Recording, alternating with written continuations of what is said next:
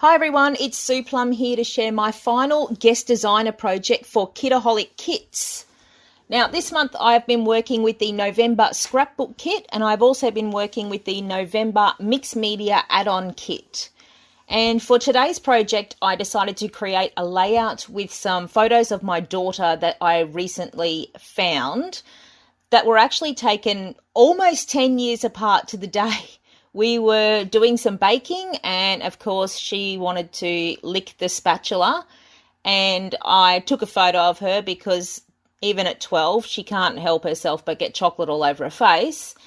And sure enough, a few days after that, in my Facebook memories, up popped this other photo of her doing exactly the same thing at 2 years old. So we had almost identical photos of her taken almost exactly 10 years apart, and I couldn't help but put them side by side and document that memory. So for this layout, I decided to keep things fairly simple and fairly clean for a change, I hear you say. I had this paper, this black and white check paper, which was from the Jen Hadfield, the Avenue collection. This paper is actually called Flower Drive, and on the reverse of it, it's got sort of this doodled floral pattern, and I'd already used a strip of it on another page, which left me with a paper that was not 12 by 12. So I decided to cut it down further to ensure that I had a square and just pop it on a white cardstock background. Now, using these squares worked really well for me because that little photo collage that I had created there was a square as well. So working on a square background with the square pattern paper and the square photo all worked really well together. Now, for my layout, I also knew I wanted to work with one of this month's exclusive cut files, which were designed by Anita Bounds. So I had pre-cut the cut files, and I chose this beautiful floral piece here, which I simply coloured with some of my watercolour paints. You could use whatever watercolour paints you have in your stash. I know that there has been a watercolour set in one of the previous Kitaholic Kits mixed media kits. So it's an ideal time to grab that out, cut yourself a cut file and get painting. So it's fairly easy, just popped it straight down on my messy mat and used the watercolour paint to colour it, and then I sort of dabbed it off and set it aside. Try not to handle it too much at this stage. If you've used a standard weight white cardstock like I have, it'll be a little bit floppy while it's wet, but just pop it aside to dry. So while that was drying, I then turned my attention back to my page, and as I said, I used that black and white check paper as the basis of my background. And the other thing that I really wanted to focus on with this layout was the cut apart paper from the Crepe Paper Marigold collection. Now the paper is actually called Remember When, and I had quite a few pieces left from this paper. I had actually already gone through and cut them up into all their individual little pieces. You can see there are sort of labels and tags and tickets and a whole variety of things. And I decided to create a layout simply by stacking all of these pieces, layering them together and using those as the background for my photo. So I picked through them and chose all the ones that I wanted to use, which was almost all of them. I didn't use the two black and white ones because the background was already black and white, and I really wanted a bit of colour to stand out from that checked background. So I went through and I pulled out all the pinks and the greens and the craft colour and flowers, whatever else was in there. So you can see that I have arranged all of those on my page. When I'm arranging pieces like this, I always start with the largest pieces first. So you'll see that I started with that large piece that's got the flower printed in the corner there, and I also started with that large journal block there that's got the floral border. It's always much easier to start with the big ones and then slot the smaller ones in around it. So that was the way I did it.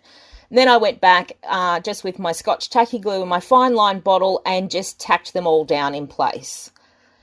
What else did I do there? Oh, you can see that one of them there is a little tag. I had already punched out a hole with my single hole punch there because I knew I wanted to tie a bit of twine on there just for a little bit of texture. Oh, here I go with the twine now. So I chose a black and white twine just to coordinate with that background that I had there and the fact that I had the black and white photo as well. So I'm just tucking things into the layers and working out where I want everything to go. Now, as with when I stick down ephemera and things like that, I don't stick things all the way to the edge. You can see that I've gone back there and I am bending up corners just to create a bit of extra texture, a bit of extra dimension. And then I'm coming in with that floral cut file that I'd cut earlier and watercolored. And I decided to have that sort of running off in the bottom right-hand corner there, and I knew basically that was where I was going to place it, which is why I didn't place as many paper layers in that corner of the page. So again, using my Scotch tacky glue in my fine line bottle, I don't put glue on every single bit of this cut file. I've just sped it up because, it's boring to watch. As I said, I don't stick it. I just put glue on all the main parts, and then I am going to place it down on top. Now, when I went to push this down, I realized it was still a little bit damp, so I actually just used a piece of paper towel just to help me push it onto the page and reduce the risk of me ripping it with my fingers, because it's quite a delicate and beautiful file, that one. So adding my photo on top now, I'd already put some scrap cardboard behind that to help pop it up from the page. And now I've gone in with the Ranger Stickles glitter gel. This is Moon Dust, this colour, which is a beautiful iridescent, silvery. It's really pretty and it's really quite subtle. And as I'd chosen not to back the cut file, which I know many people do enjoy doing, but it's really not my jam, I decided to go in with that glitter gel and just add some details around the flower. So I'm just painting it on there with a small flat paintbrush around the leaves and around the edge of the file, just to help give a bit of definition and prettiness to that flower cluster that's in the corner there. You can see that I've also got one of the leaves running off over the edge of that patterned paper. I quite often like doing this as it just breaks up that really hard border. I did at least distress that border just to give it a bit of texture and just break up that solid line. So then I came in with the Pink Fresh Studio Days of Splendor Floral Ephemera Kit. And I'm just pulling out a few little floral pieces just to tuck in around the photo, just to create some basic little embellishment clusters. I didn't really want to go over the top with this because it was already quite busy with all of those different pieces from the cut apart paper. So I'm just pulling out a couple of pieces that I thought would work. And here I'm actually deciding, do I want to stick it under the edge of that cut file or do I want to stick it over the edge? Well, in the end, the decision was made for me because I actually did put a small rip in it, so it was easier to stick it over the top, cover up my mistake, and on I went. Yes, I am human. Okay, so bending up the corners of those ephemera pieces just to bring a bit more dimension to the page. And I think I'm going to go in, I've got another piece there. So you can see, as usual, I have placed those ephemera pieces in a visual triangle around my photo. So I've gone for the top left, I've gone sort of top right, and then I've got one sort of in the middle there. And if you draw a line between those three clusters, you will see that the focal point of my page falls within that triangle. That helps to give your page balance, and I will always work in threes when I'm working with clusters like that. Okay, so now I'm just going back and picking through and finding a few little extra leaves, extra flowers that I can just build those clusters a little bit more. I found that really cute little branch just to help give some definition to the vertical line of those cut apart pieces that were there, and also just add a little bit of extra interest under the twine. Fiddling around, you will actually see I do a little bit of auditioning with a couple of these embellishments. You'll see it a little bit further on. Generally, I am not really indecisive about where I place things. As soon as I stick them somewhere and I think they look right, I just put glue on them and stick them down. So I've added leaves to the cluster on the right there. And now I've just got a couple of the little tiny flowers, and you can see I just move it around, and as soon as I see where I think it's right, I just stick it straight down. I know a lot of people like to move things around their page quite a bit, and that's fine. Everyone's different. As soon as I find a spot where I think it works, I just stick it on down. So that's a couple more of those little small flowers. And now I'm coming back in with the glitter gel again, and I am actually just painting it into the center of the flowers, onto the leaves, just to add that extra little bit of sparkle, little bit of prettiness. And I find this is a really easy way to use this gel. So throughout the course of the month, I've actually used it through a stencil with a palette knife, and I have also used it with a paintbrush like this. And I have to say that of the two applications, using it with the paintbrush and painting it onto embellishments like this, I think I much prefer it like that.